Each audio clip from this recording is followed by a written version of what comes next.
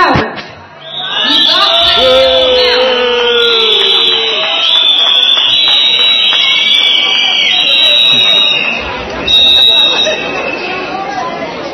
apel nastavnicima koji su stekli uslov za penziju. Molim vas, mislite na mlade.